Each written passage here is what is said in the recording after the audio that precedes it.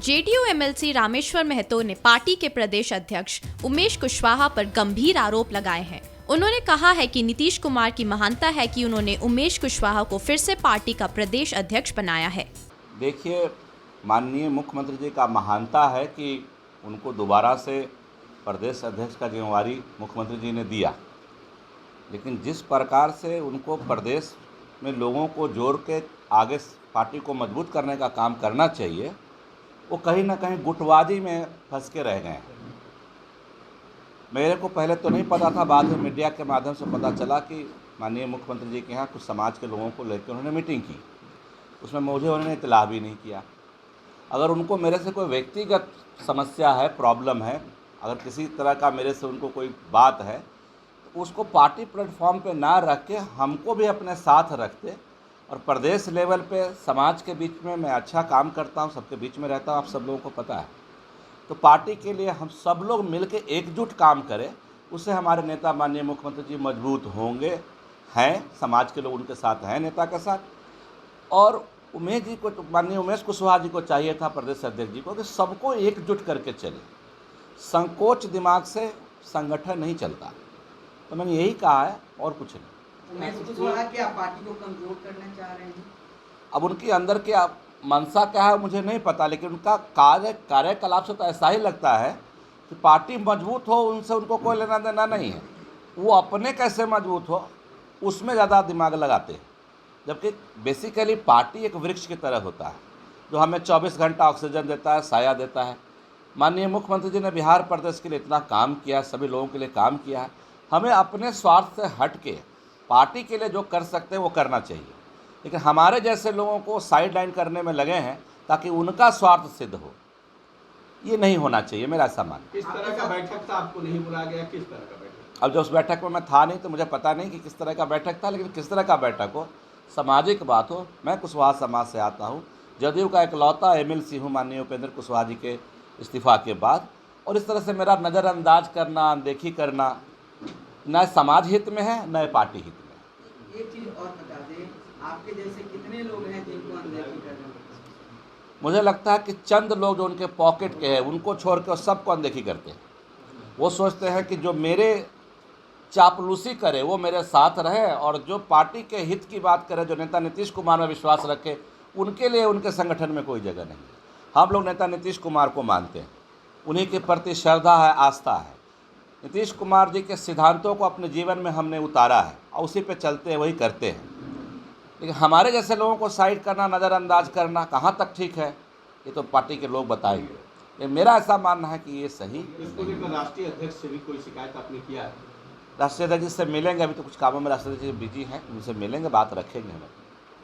Thank you. Sir, उपेक्षा कैसे आप करते हैं? आपको तो सड़क से लेकर के सदन में लाने का। मुख्यमंत्री नीतीश कुमार की पार्टी जेडीयू की अंदरूनी कहल सतह पर आ गई है। जेडीयू विधान पार्षद रामेश्वर महतो ने अपनी ही पार्टी के प्रदेश अध्यक्ष उमेश कुशवाहा पर समाज के नेताओं की अनदेखी करने का आरोप लगाया है। आप तानाशाही कर रहे हैं, आप पार्टी में कुछ कई सारे गंभीर आरोप लगाए हैं। देखिए,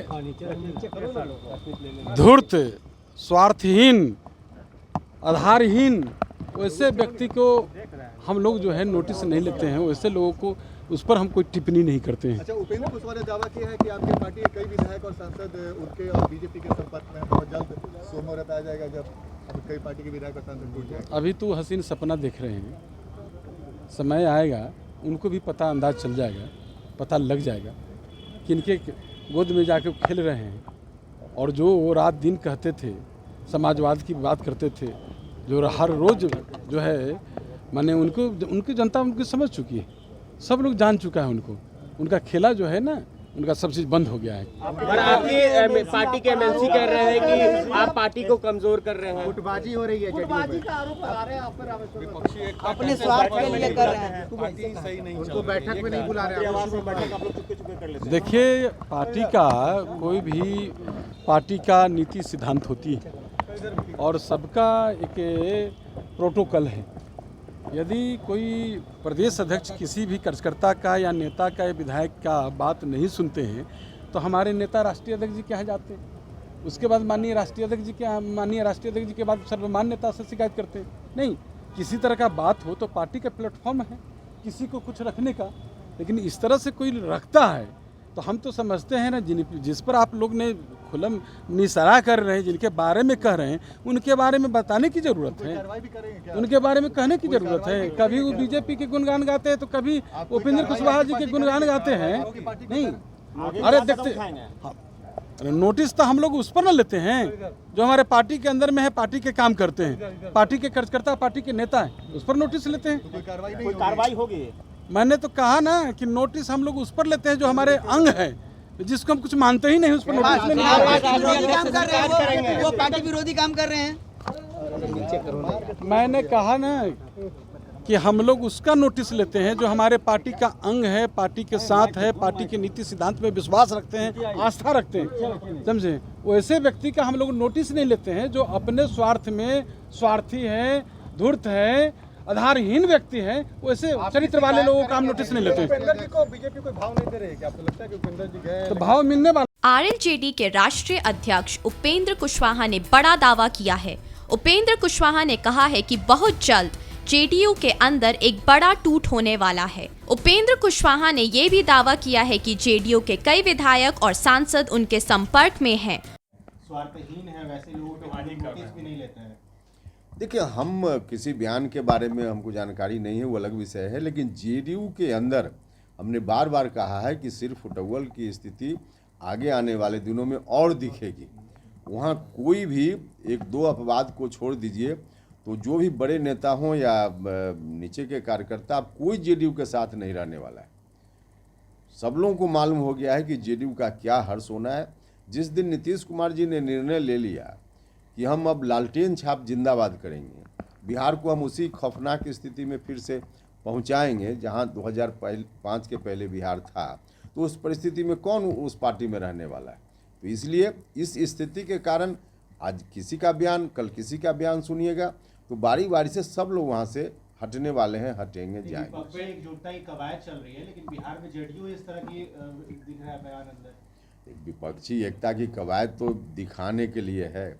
नीतीश जी को भी मालूम है, महागठबंधन के लोगों को मालूम है कि सबसे अधिक दुर्गति अगर देश भर में कहीं महागठबंधन की होगी आगामी चुनाव में तो बिहार में होगी, सबसे अधिक दुर्गति, यह मालूम है सब लोगों को। इसलिए वो कवायद कुछ भी लोग दिखाने के लिए करें, बिहार में तो यही हर्ष होना है। क्या जिस बात को दोहरा रहे, तो क्या लगता है कि जो गुटबाजी की बातें लगातार सामने निकलकर सामने आ रही है, तो क्या अंततः जेडीयू जो है वो बिखरेगी? हाँ, तमाम नेता सब लोग कहीं ना कहीं ठिकाना ढूंढ चुके हैं और बीच में मेरे हटने के बाद भी तो कई लोग वहाँ से हटे। तो आप देखते जाइए ना, यह सिलसिला रुकने वाला नहीं है और अंततः जेडीयू में कुछ नहीं बचने वाला है, सिर्फ औपचारिकता बाकी रह गई है। कौन कब हटेंगे, लेकिन सभी हटेंगे। कहा जा रहा है कि आपके संपर्क में जेडीयू के कई विधायक और सांसद हैं और बीजेपी के संपर्क में। हाँ, निश्चित रूप से। देखिए, हमने कहा कि लगभग सभी लोग कहीं ना कहीं अपना ठिकाना ढूंढ चुके हैं। कुछ लोग मेरे संपर्क में भी हैं, यह बात बिल्कुल सच है। भारतीय जनता पार्टी के संपर्क में भी कुछ लोग हैं, कुछ लोग और कहीं संपर्क में होंगे। मतलब कुल मिला जुलाकर जेडीयू में उन लोगों का भविष्य बिल्कुल डार्क दिख रहा है उनको, इसलिए वहाँ कौन रहेगा? तो कोई नहीं वहाँ रहने वाला है। तो कहीं ना कहीं संपर्क तो लोगों का है ही। अब कब कौन हटेंगे औपचारिक रूप से यह समय बताएगा, लेकिन संपर्क में है मेरे साथ भी और अलग अलग जगह पर। जेडीयू की विलय होने वाली है। हमने तो बार बार कहा है भाई कि इन लोगों ने जो गठबंधन की बात जब एनडीए से अलग होकर कर रहे थे नीतीश जी महागठबंधन के साथ, उसी समय एक डील हुई थी जिसकी चर्चा हम बार बार करते रहे। उस वक्त डील की चर्चा हमने की तो चीज़ें स्पष्ट नहीं थी, लेकिन धीरे धीरे बात तो अब लोगों के सामने में है। आरजेडी और जेडीयू का विलय होना है, यह बात बिल्कुल तय है।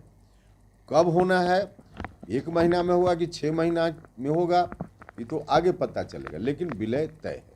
इन सब के बीच बीजेपी काफी खुश दिखाई दे रही है, क्योंकि 2 दिन पहले ही राजधानी पटना में जो महाबैठक हुई थी, उसके बाद बीजेपी की परेशानी थोड़ी बढ़ गई थी। लेकिन जेडीयू के अंदर अंतर्कलह और टूट की खबर के बाद बीजेपी का उत्साह अचानक बढ़ गया है। बिहार के मुख्यमंत्री श्री नीतीश कुमार जी से उनका पार्टी ही नहीं संभल रहा है। उनके एमएलसी और उनके प्रदेश अध्यक्ष में जुत्तम पैजार की स्थिति है और वो चले हैं देश संभालने, ख्वाब देख रहे हैं प्रधानमंत्री बनने का। अरे आप प्रधानमंत्री क्या बनेंगे, आप तो पारिवारिक भ्रष्टाचारियों के नेता बने हुए हैं। पूरे देश के जितने भी भ्रष्टाचारी हैं, परिवारवादी, जो अपने कुर्सी और संपत्ति बचाने के लिए व्याकुल हैं, उनके आप नेता बने हुए हैं। अब आप पार्टी बचाइए पहले अपना। आपके सारे पार्टी आपको छोड़ करके भागने के लिए व्याकुल है और आप जो है चले हैं देश के विपक्षियों को एकत्रित करने। सारे लोग जानते हैं कि आप भ्रष्टाचारी सम्राट श्री लालू प्रसाद के संरक्षण में चल रहे हैं, इसलिए अपने पार्टी को आप बचाइए पहले, माननीय मुख्यमंत्री जी। बहरहाल ये सच है कि नीतीश कुमार ने अचानक एनडीए छोड़ने के बाद जेडीयू के कई ऐसे नेता हैं जो राजद के साथ कंफर्टेबल नहीं हैं। ऐसे में उन नेताओं का जेडीयू छोड़ना स्वाभाविक है, लेकिन बड़ी टूट का दावा जो उपेंद्र कुशवाहा कर रहे हैं, ये सच में नीतीश कुमार के लिए चिंता की बात है।